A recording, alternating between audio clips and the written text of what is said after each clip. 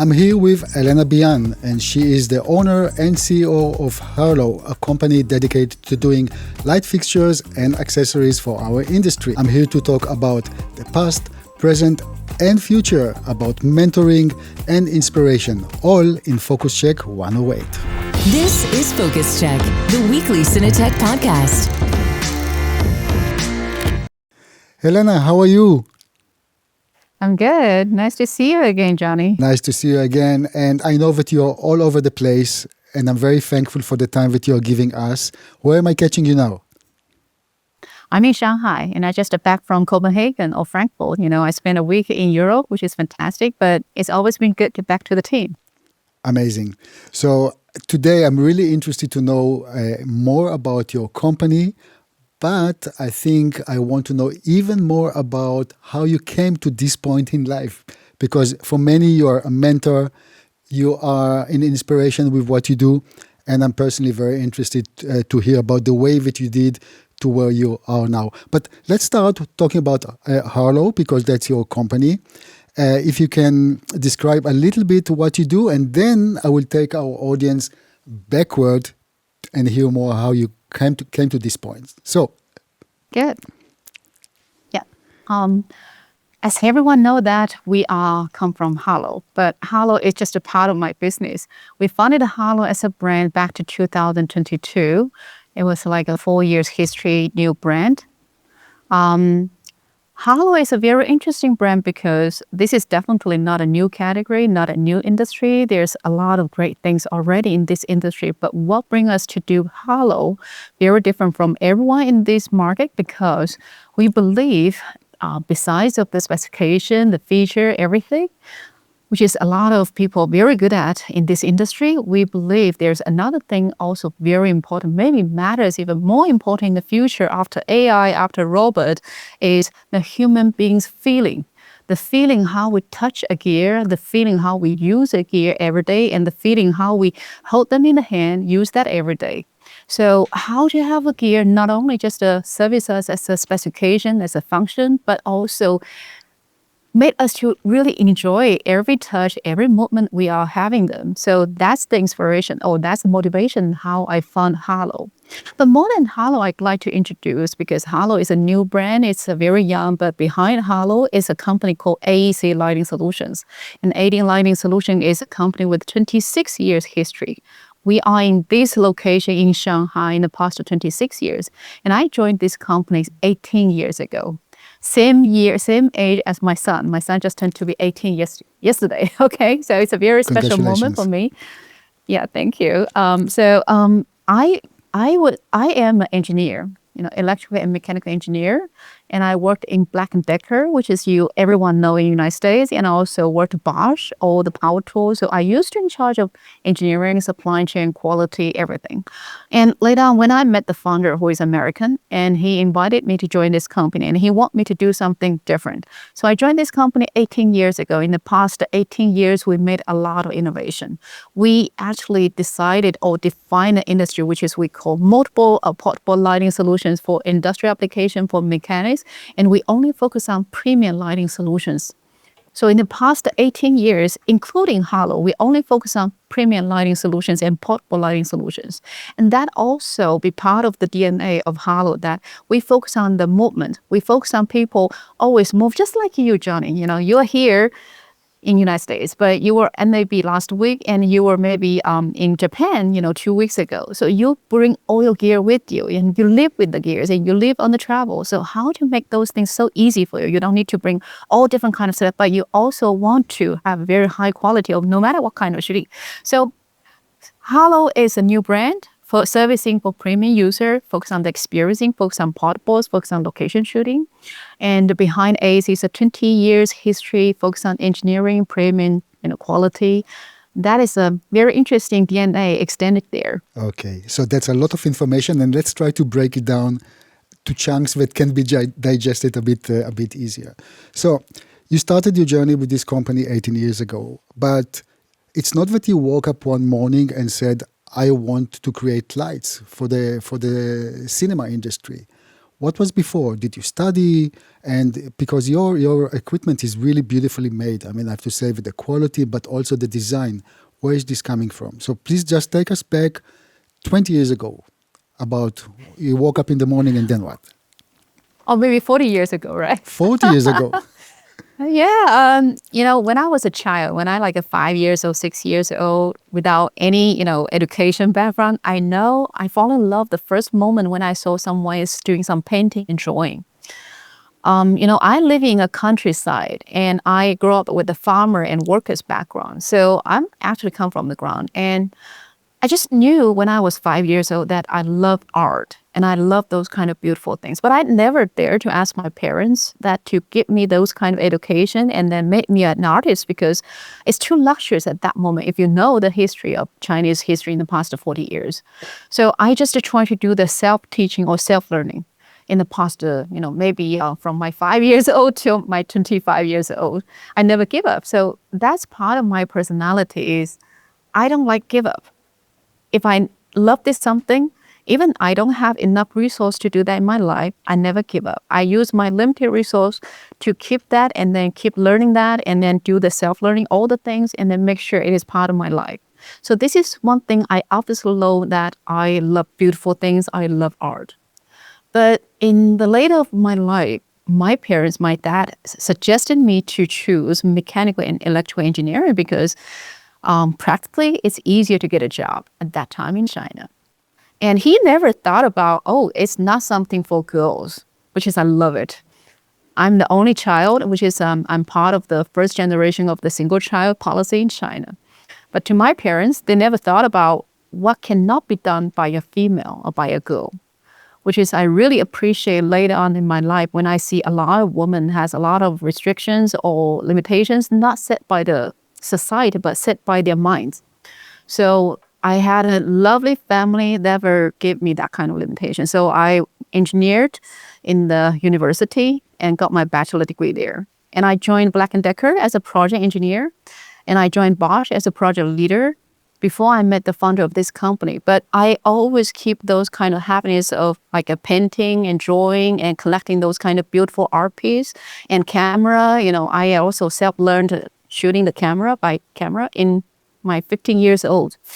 And I also read a lot of like architecture design and interior design. All those kind of things is part of my happiness happy or also kind of like a journey I built up my mind. So with the engineering background, I know how important and how interesting to really use different kind of raw materials to build a product. To realizing a product is a very magic power.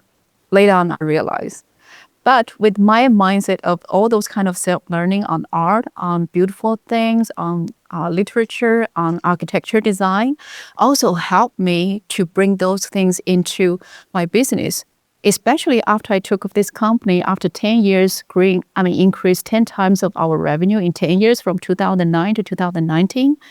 I feel I gave myself more and more freedom to chasing something I really have in my heart. So never forgot you have a dream, So since 2020, I decided to do something really related to my heart, where my passion come from, to bring a very beautiful design into a category which is Harlowe comes from.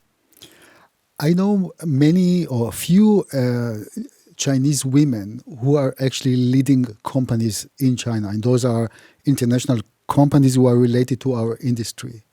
Where is it coming from? Because obviously there is something a bit different than the Western culture.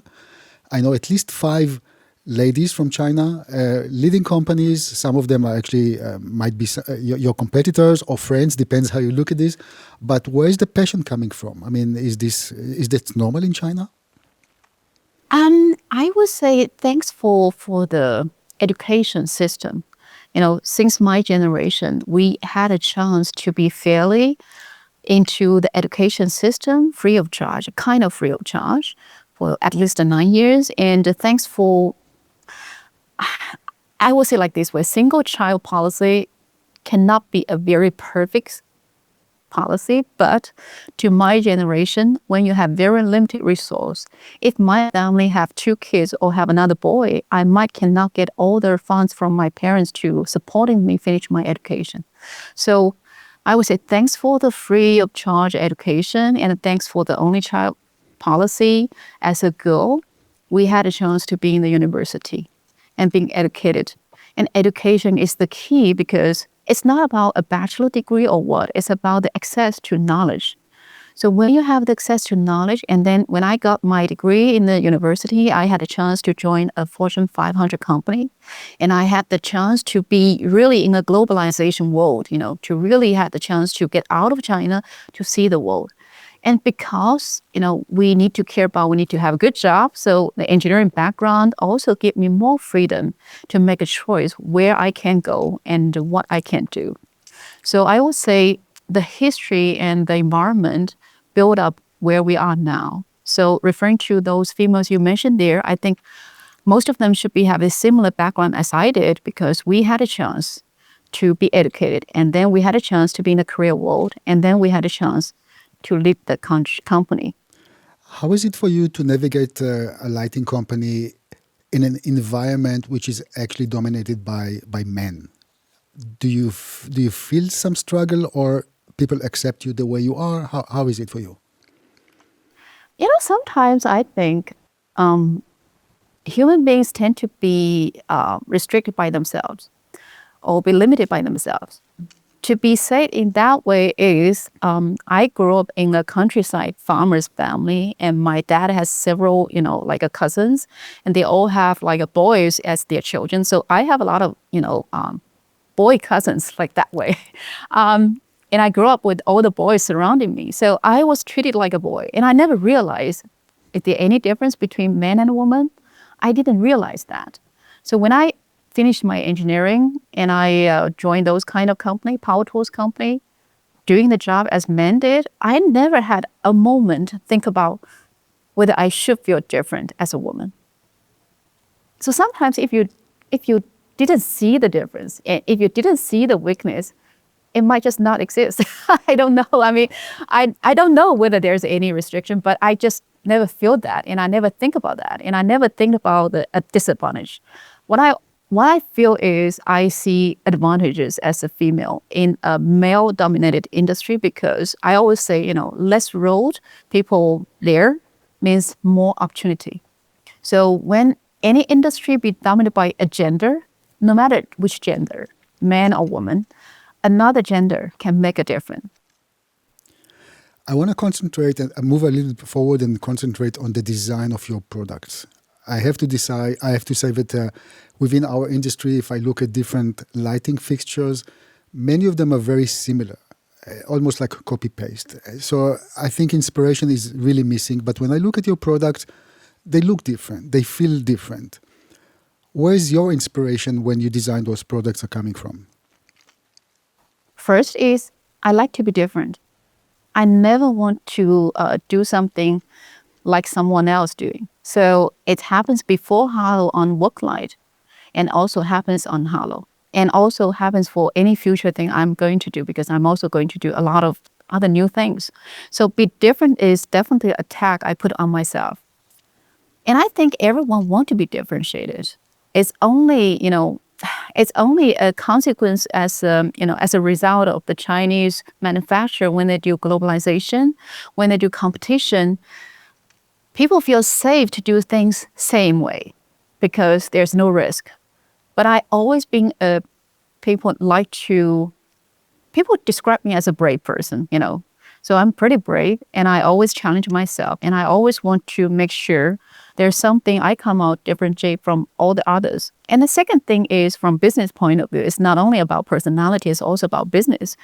So how to make sure a new brand can create a different value to all the rest of other people's. And I believe every industry, every category, there's different kind of users. No one really, we have so many creators in this industry.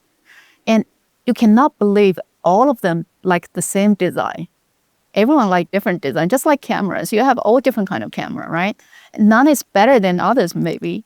just different tastes and different kind of way of like. Some of them just fulfill our job requirements, and some of them we comes with a passion from our heart. We want to buy, we want to own them.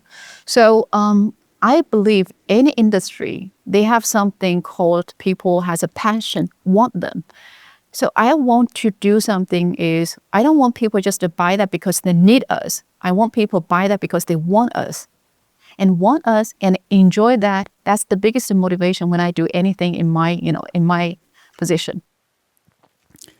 So for now, you're running, let's say, a mid-sized company.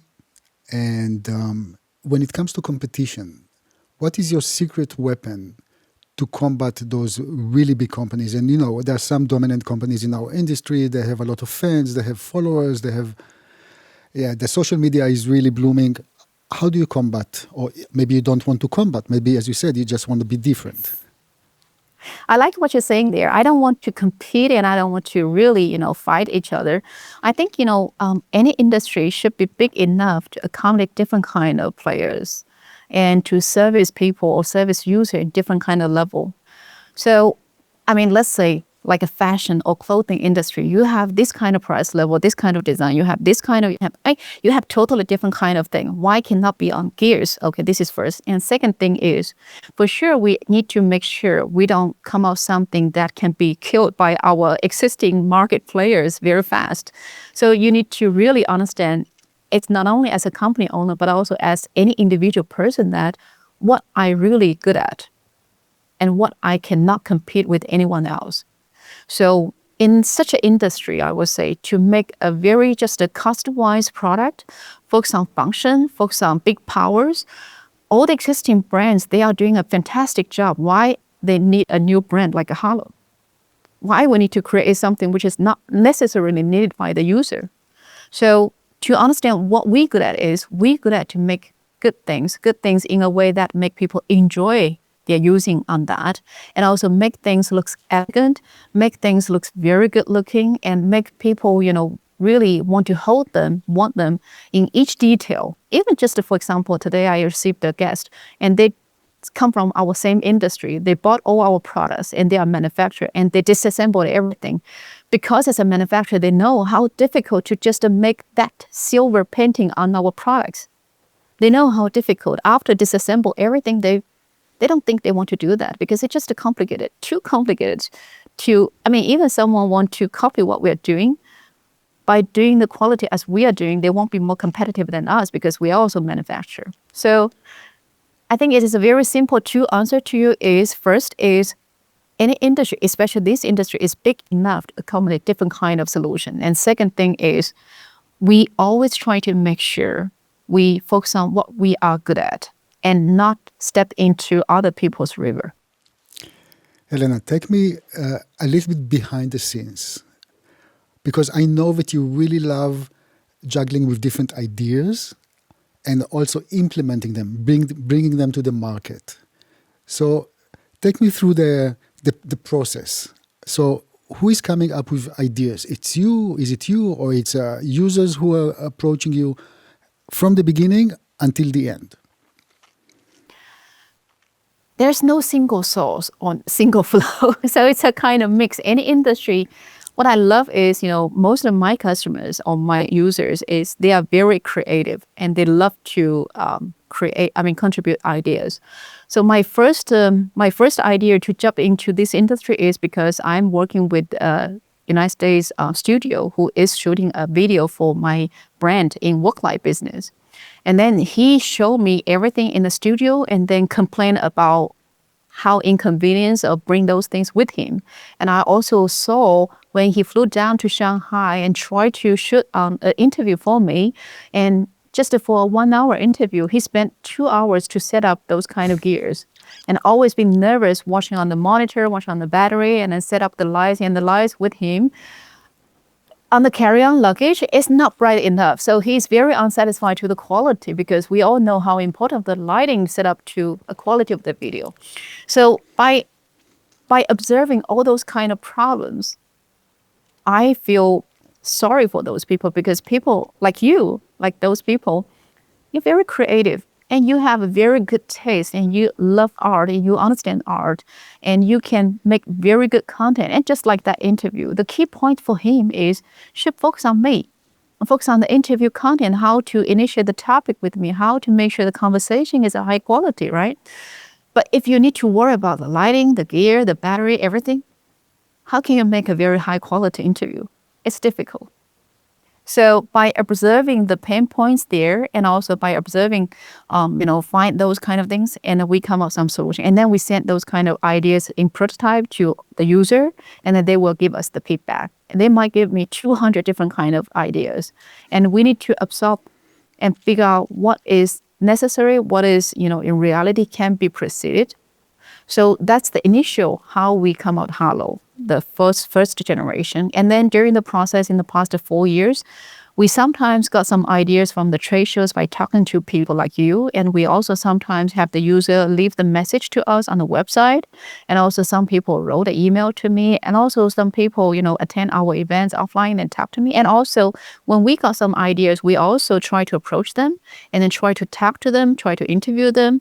People just like, for example, like Mark Mann, he has a lot of great ideas, and he contributed to the concept of Mark Mann Kit, which is we introduced last year. So it's a kind of mix, a very heavy mix. There's no single idea just to come from our team. So like the Omni, you helped us to introduce during CP Plus. It was initiated by one documentary director, but how to make it happen is our job.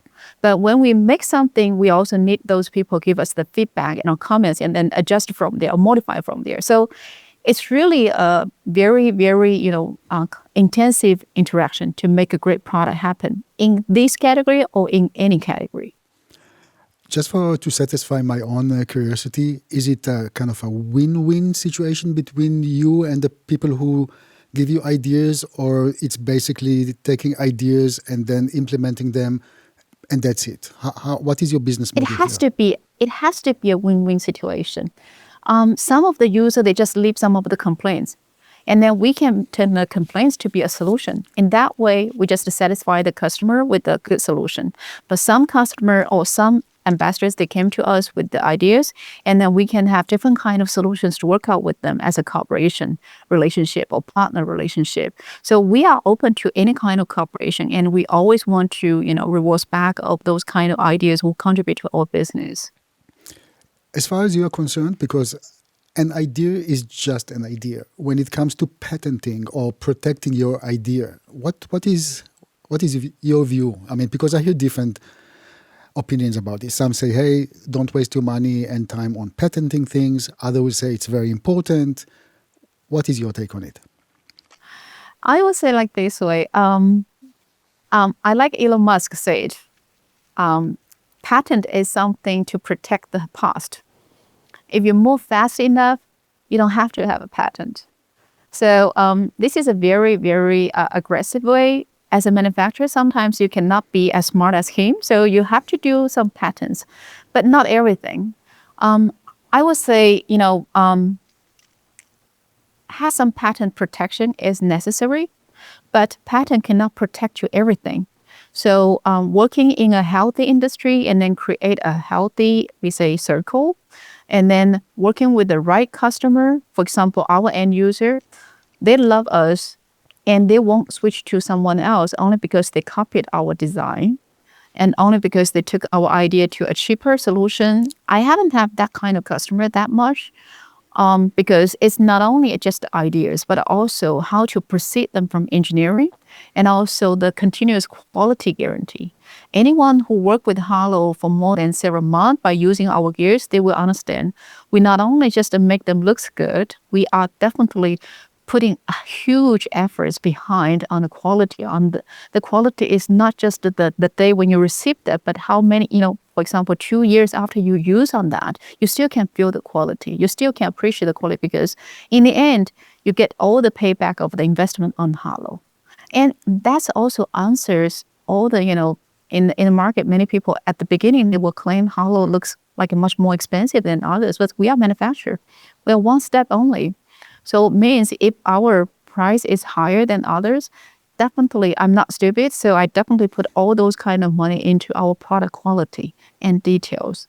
And people will be paid back when they use us longer and longer. When in like present days, when you have to manage such a business, and it is a global world. I mean, you are based in China, but I know that you have a lot of business relationship with the US and with Europe. All those global tariffs that keep changing all the time. How do you juggle this? Please take us through from the manufacturer point of view. How is it affecting your business? Um, it's a very interesting world today. Um, we are living in a very interesting international business world. I mean, the past 25 years for me, since my career starts, and never been smaller. Okay. Globalization, in the beginning of China's globalization, I'm the generation benefit from that. So we work with a lot of great companies, and then we benefit from all the, business growing, increase blooming in many of the countries. And since these several years, things getting different. But that's life. What I want to say is life's supposed to be challenged. Life's supposed to be not always being only positive things comes into there. With all the challenges today, I would say as a mid-sized company, not that big, the disadvantage for us is we don't have huge resources for us to invest heavily on many things. But the advantage, human beings, we always just look at the bright side. So the advantage for us is we can be very fast moving and very flexible and adjust or adapt to the new era and make sure we embrace the challenges and make sure we embrace the new technology like the AI. It's a hit. It's going to be a huge hit to our content creation, which is we saw now, but we always can take that into a positive way. After AI integrate that, you can really get some freedom from those kind of boring skill thing, boring tool thing, but focus on creative part, focus on those only can be done by human beings. So in the future, the real shooting even getting more important.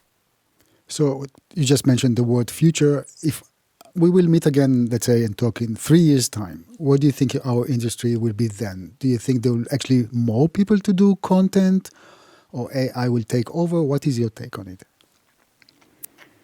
I'm normally not there to predict big things because this world is changing in a way I think none of us dare to predict, but we definitely need to prepare for the future. So in my point of view, I would say first is definitely some of the very heavy investment shooting going to be less and less. And second, the content won't be less, but the content shot by the real human being might going to be much less in the future. Sorry, much But the less? third thing, Sorry. much less. Much less. Okay. And the third thing is the human beings hands-on, more creative way, like focus on the script, focus on the story, focus on those more authentic things will be more important in the future. Because AI can make beautiful or skillful scene, but they cannot make a story really touch us and connect with our soul, made us cry. So who can really make that? That's human beings. So that's my prediction. Content won't disappear, maybe even going to be more, but how we can be more focused on authentic part as human beings, the unique value we have. It's an interesting challenge, but you also can take that as a freedom. I see this a little bit differently. I think that actually after the after the hype of AI will kind of will be over with this. I mean, people of course want to try and they want to do, and they can't believe what they see right now. I think there will be a point that people will get simply tired of having AI stuff. And as you mentioned, because we are creators, it doesn't matter now the level. Some people really like to shoot this and that. I think there will be a kind of a return to self-shooting, and people would love to do this by themselves. maybe on a certain segments, let's say commercials and so on, when you can really save a lot of money, and that's a business that will be dominated by AI. But when it comes to documentaries or self-portraits or family, it doesn't matter if it's weddings or divorces, whatever it is, still people would like to film, because I think that's very important for people to capture real memories.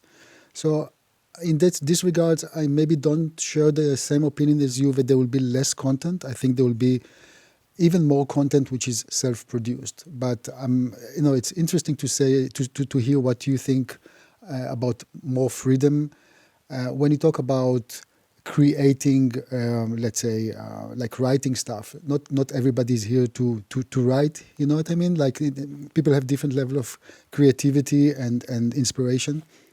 But yeah, still interesting to hear what you say. Tell me a little bit about. But Johnny, I'd Yeah. like to add one more point Please. there. I don't think we have disagreement on that part. When I say less is, we just had a documentary event in New York in February. We actually strongly believe in the future, this kind of real content come from human beings can be even more important. But I think in the future, it will be less focused on just a business intent, but more focused on memory shooting, the real moments, because AI or robot can never go to the street and then shoot on your face and then look at the stars in your eyes. The real moments can be recorded by the human being, even going to be more important in the future. Against the AI is going to be something very big in the future. So in that point of view, we are in the same line. Thank you for clarifying. You mentioned that your son just turned or had birthday yesterday. This is something that I'm quite interested to understand. How do you mix family life with such a business? Because you are traveling almost all the time. What is the balance? How did you find the right balance for you? It's this question even more heavier for me because I'm a single mom and raised up him independently from his 4 years old till now. So the moment when he turned to be 18 years old and also got the offer, we got a very good offer from the college, really relieved me as a mom. So it's a big moment for me. It's even bigger than him. Okay. I don't think there's any balance you can really do. It's all about priority. It's all about sacrifice. It's all about give up something to get something. So I had many years, all my customers, partners in business, knowing that I would not take a night phone call with them or even evening phone calls with them because the night is supposed to for my son. And when I doing the travel, in United States, for example, I can do the travel like 10 states in 2 weeks and then fly back because I had my rule that no any trips can be more than 2 weeks only. So there's a lot of things I decided to sacrifice my business only because I know as a mom, my first priority thing in my life is to make sure he grow up healthily and grow up in a very, not only just a Asian mom, they maybe focus on the schools in the school, but I am more focused on whether he is with the sunshine on his face, and also always have a positive way to see things, and whether he know how to make good friends, whether he know what's the right attitude towards the world, and understand different kind of knowledge, history, geometry, all the things. So that's the big part in the past 18 years for me, and I tried my best, but I don't think there's a real balance can be. I definitely give up many things in the business, but it's a great feeling to be a mom. I never regret to have a kid. And I always, say, my son also teaches me how to be a real people or real person, because the way how I raised up him, it also neutralized me. I also look at this world through his eyes and then really learn a lot from him. So it's a way that we all grow up together. And in the end, it's a great feeling that seeing your kids grow up in such a healthy way, and then seeing him can be a good kid and then get into this big world and then can achieve some great things. And in the meanwhile, I didn't give up my business. And I also got my doctorate degree in this January. So congratulations. I know you're now a doctor. But back to the family thing, um, because some of the Chinese ladies that I know are already involving their kids into the business, aiming that they will be the second generation that will run the business. Is this is also something that you are aiming for? Would you like your child to continue what you're doing now? No, I don't think so. I respect any individual life. Means it's my business, it's my decision, it's my thing. And he's supposed to have his own life. He has all the freedom to do the right thing for his own life. And he's going to major in biology in the future, which is totally different from what I'm doing. And I also try to understand because I also love biology, neuroscience, or in the future. But it's only because I want to make sure we can communicate, understand each other. And he never going to have the obligation from me unless he really, really capable and love what I'm doing and want to join this business and also prove he can be the right candidate. But I don't have that target or that planning to have him taking over my business. And I think the business one day for me, if I don't feel I'm the right one to be on this CEO position, I would definitely find a better one. It's just like another kid. I need to make sure I find a new parent better than me to take over that. With you being so busy, do you have some time for hobbies or anything personal that it's okay to share with us? I have a lot. Okay. I love painting and I love writing, those kind of traditional Chinese writing art. I did just last night with my son together. And I also like to collect very interesting things. Like I also went to the museum. For example, last week I have half day in Copenhagen. I went to the museum and I go to the market. I like to be in the market to see how the normal people's, daily life and also how the design and the color. So I love design things. What I'm doing is really my passion and my hobby. I mean, I love design things. I just can't stop thinking about what's the next new design I can do. So I love new things. And I also started on, a lot of science thing, neuroscience. This is my next topic. I might going to chase another class, to do the neuroscience. I have a lot of hobbies, okay, and I've never stopped. Great. Good. Helena, anything that you maybe want to ask me before we say thank you and goodbye, or anything that you wanna, in general, that I forgot to ask and still very important for you? I do want to ask you, Johnny, being this industry for quite long already, what is your opinion to see the future 3 years? Let's say 2 years. 3 years might be too long. What's going to happen in your point of view and what you are going to do? I'm still going to be here interviewing you in 3 years' time, hopefully in China, fulfilling a small dream to actually follow you for 1 or 2 days. And also some other women in the industry, because I still think it's very important in today's scenery to show the power of women when they run companies. Yeah, this is something that I would love to do, like 4 or 5 parts documentaries about women from our industry who are actually doing stuff and leading companies. I think it's very important and it's very interesting for me personally.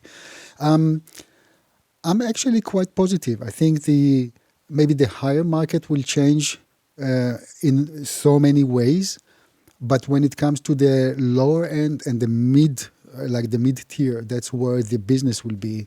That's where most of the creation will be.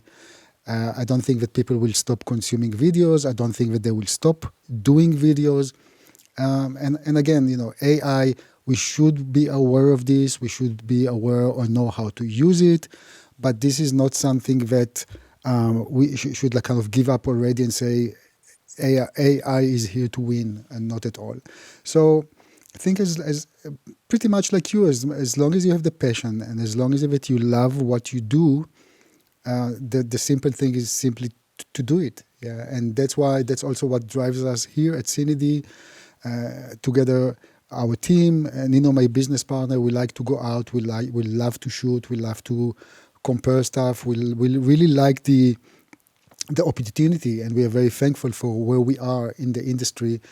So in so many ways, also to be in between companies and our users, because we can simply help as much as we can. If people have some issues, or we want to believe it.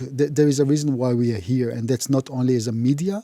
It's not only just to report stuff, but really to be the mediator or to connect between people, our audience, and companies. That's what we love to do. I love that. And I also positive to this industry. I think, as I mentioned, the freedom. In the future, we have more freedom to do those kind of real things we love to do, not we have to do. So, yeah, Great. lovely to see that. And you have my invitation to be in China, and very welcome to be here. Thank you very much. Here we go. Chapter number 1 about Chinese businesswomen in our industry. That's really great. Yeah. Good. Helena, Good. thank you very much for your time. I really appreciate, and as I said, it was really great talking to you face to face, although there's a bit of a distance and we do this like online, but still. And I hope to see you at NAB. We're going to meet again. Are you going to be at NAB? I don't think I can be there this year. There's many other important events in China we are joining, but I would definitely be there somewhere this half year. So we will definitely see in the corner. Okay. So thank you very much. And until next time. Yeah. Thank you very much. Let's meeting next time. Yeah. Thank you. And guys, thank you very much for joining us. And please don't forget to follow us, in all those podcast platforms and whatever you use. Give us a like. It's very important. And always keep going forward. That's the most important thing. Thank you, guys.